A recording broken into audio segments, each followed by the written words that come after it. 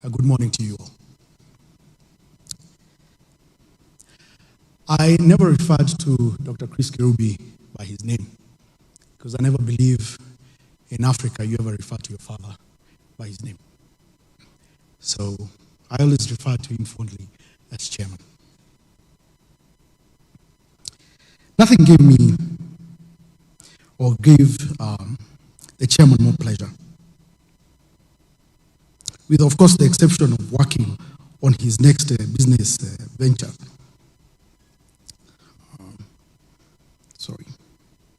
Then inspiring and impacting his networks, those around him, with lessons from his life experiences.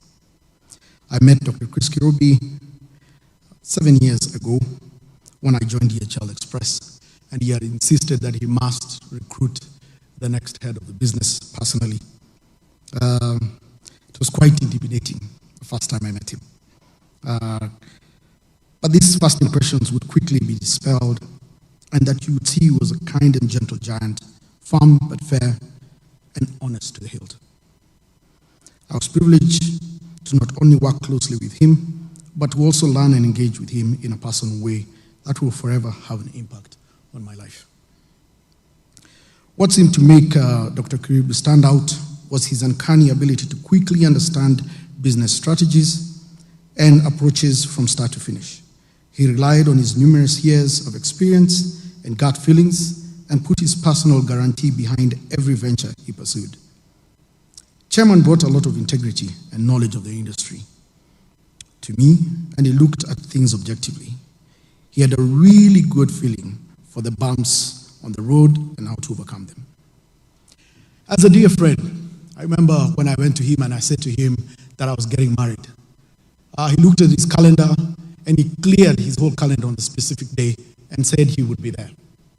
And on the particular day, he came and spent the whole day with my family and I. What was really interesting is when he was leaving, he came up to my wife and asked for permission to leave. And it is only upon her saying it is okay, you could leave, that he left. As a dear friend, I have very fond memories of him as a faithful mentor, father, figure, and advisor. He valued honesty, and he kept his word, and always spoke the truth, as many of you can testify. A lot can be said about his achievements, but I do believe that the most important memory we have of the chairman is the impact he had on our lives and in our hearts. If you spend moments with him, you would experience his gentleness, his teaching spirit, and with all his plans, he would always offer his time, which was quite valuable. As you can see, he had a lot to do, but he still offered that time to be a friend and offer words of advice. Chairman, thank you for the moments we spent together. Thank you for confiding with me on many things in life and for teaching me so much in the moments we spent at the fireplace. They were God-sent, and I'm eternally grateful. Commission from the Republic of South. And he was sitting next. He took Genesis 1:27 to heart. He believed he was a child of God, created in his image, and that is where he drew his confidence from. He also lived by Genesis 1:28 and took the abundant blessings God had given him and obeyed to his last breath the command from God to be fruitful and increase in number. That is Chris's legacy. So although he had 4 children, Robert and his wife Kim, Marianne and her husband Andrew, and 5 grandchildren, he was a father of a great nation, of great men and women that he has mentored, men and women across the world. Chris's extraordinary gift was that of a visionary, a creator, and an enabler of others. That is a blessing he applied through his long life, and today we celebrate the fruits of his life's work. A lot has been written and said this week on the fruits of this great man. I had the good fortune of working closely with him for 20 years, and I drew many lessons on the character of the man that bore those fruits. In Matthew 7:16, it says, "You will know them by their fruits." This morning, I would like to speak about some of the lessons I've distilled on Chris's character. The first one was Chris was a man of extraordinary faith. In fulfilling his purpose, Chris was a man whose life was grounded in extraordinary faith in his ability to triumph over any odds. Chris surely had lived and lived the advice of Jesus in Matthew 21:21. Truly I tell you, if you have faith and do not doubt, not only can you do what was done to the fig tree, but also you can say to this mountain, go through yourself into the sea and it will be done.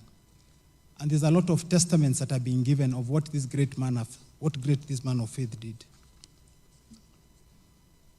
It was this faith that gave him the fortitude to fight the disease for 4 years, overcoming all the odds that have been cited by doctors and experts. Second, Chris was a dreamer. Chris was a man of extraordinary vision and resilience. He believed, like Paul in Romans 4:17, that in faith and God's will, he could call those things that are not as if they are. That was a faith that underpinned his vision to dream about building new cities. Examples are Vipingo in the coast, Two Rivers in Nairobi, Palmarina in Uganda, all of which he dreamed that he could do and he did simultaneously. The odds and the risks were never really relevant. One of the things he mentioned to me many times was that obstacles are those frightful things you see when you take your eyes off the goal. Chris's eyes were always fixed on his goals, and obstacles and risks were mere inconveniences to be overcome. The third one was that Chris was a man of courage, a man who respected himself and others, and who also demanded to be respected. A man who had the courage to pursue his vision no matter how daunting the odds were, confident that any trials were only temporary and that he would in the end conquer. Chris believed that he could overcome any situation. He knew that faith and abundance could not exist in an environment of fear and lack of faith. When I visited him in the United States in late 2017, in hospital at a time when he was critically ill, he asked me to bring him designs for the house that he was constructing. This was a time when many people would be putting their affairs in order. One of the evenings when we were with him, while praying with him, he asked that I read for him Mark 6, verse 5-6. That's a verse where Jesus went to his home village. And it says he could not do any miracles there, except lay his hands on a few sick people and heal them. He was amazed by their lack of faith. Chris told me that miracles are not performed in an environment of lack of faith, and that's why he was building his house, even in the midst of his sickness, because he believed he was going to overcome it. Chris was a mentor. Chris was a man who worked hard to develop other leaders. Like Moses mentored a young Joshua, Chris has mentored several generations of leaders. Many of whom are in the church today, many of whom have spoken, many of whom are following online today. Chris was a student of the biblical Moses. Ask any leader that Chris has mentored, and they will tell you that they've experienced at least 3 of these attributes. Chris empowered people and gave them authority, no matter how young. Chris provided his mentees with experience and opportunity to apply themselves. You've heard for yourselves the testimonies that have been given. Chris gave all those he mentored encouragement and affirmation. Our challenges as his mentees, as those who have been the beneficiaries, is to do unto others as Chris has done unto us, and to speak life into those who we have had the opportunity to lead, so that we too can be fruitful and multiply. The fifth, Chris was generous. Chris was extraordinarily generous. He multiplied that which God blessed him, and he gave it out freely. I was privy to many of his donations and contributions, which were either anonymous or that he requested be kept confidential. The sixth one was Chris was an eagle. Chris was an eagle who flew at high altitude and kept the company of other eagles, and you've heard them. And he sought them. He soared way above small noisy birds like parrots, sparrows, and crows. His seeming thick skin was perhaps because he was out of the hearing range of the noisy chirping of parrots and the crows in this life.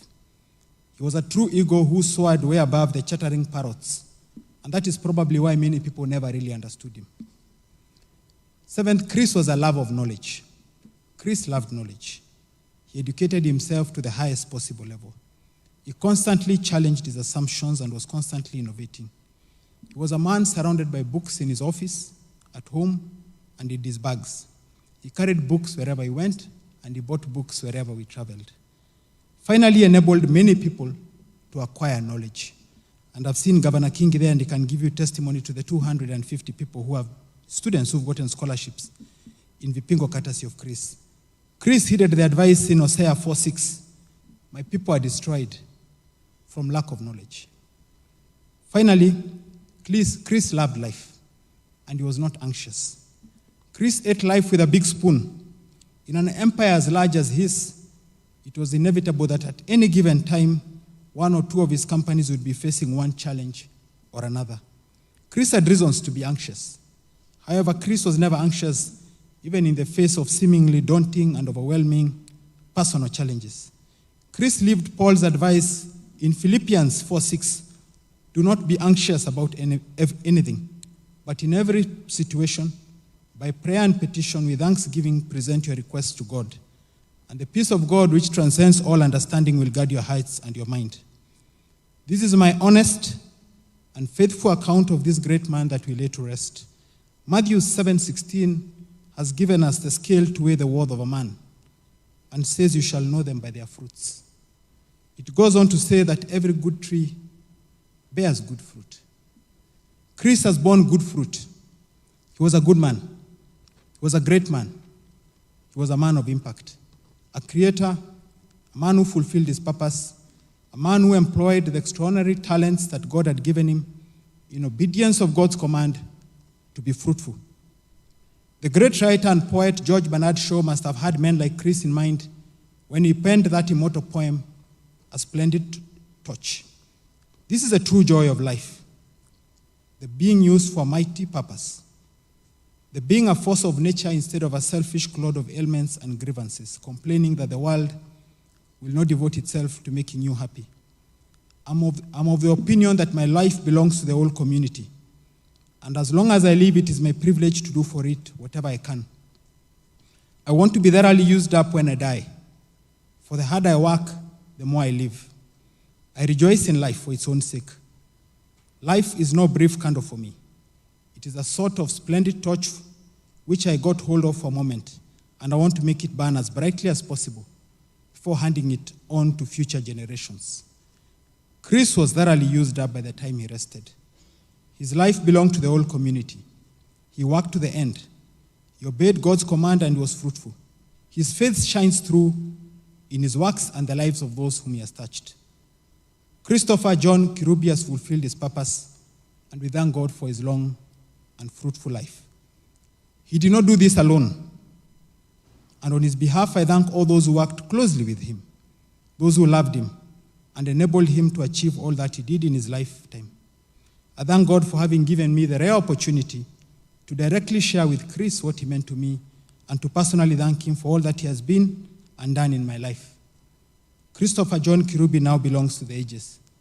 Fare thee well, our leader, our friend, our mentor. Fare thee well till we meet again.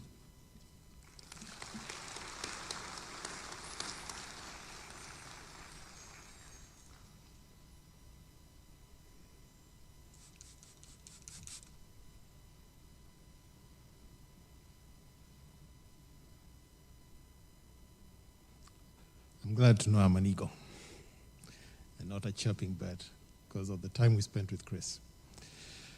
We're going to go now to the various governments that have sent their tributes. His Excellency Alan Ganu, the Minister of Foreign Affairs, Regional Integration and International Trade from the Republic of Mauritius, the Embassy of Mauritius here, the Ambassador Jabor Ali Al-Dosri, the Embassy of the State of Qatar in Nairobi. We've received messages from the Embassy of Costa Rica in Kenya, the High Commission of the Republic of South Africa, the Consulate of the Republic of Cameroon, and the Embassy of Oman. The next tribute will be from the former President of Ghana, John Kufuor, and it will be done by Angela Jimo, if she can come.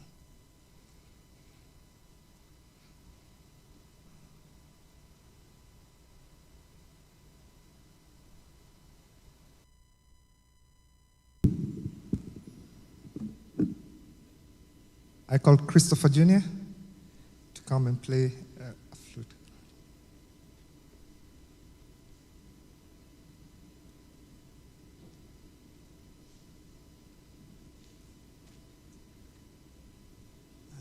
Hi everyone. So I've agreed literally on my flight here to play some music for you. But before I do, I wanted to just say a few things.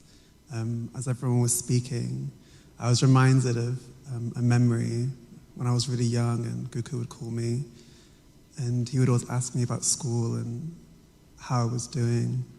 And I'd try and tell him that, oh, I was having a great time and I enjoyed school, and he would always interrupt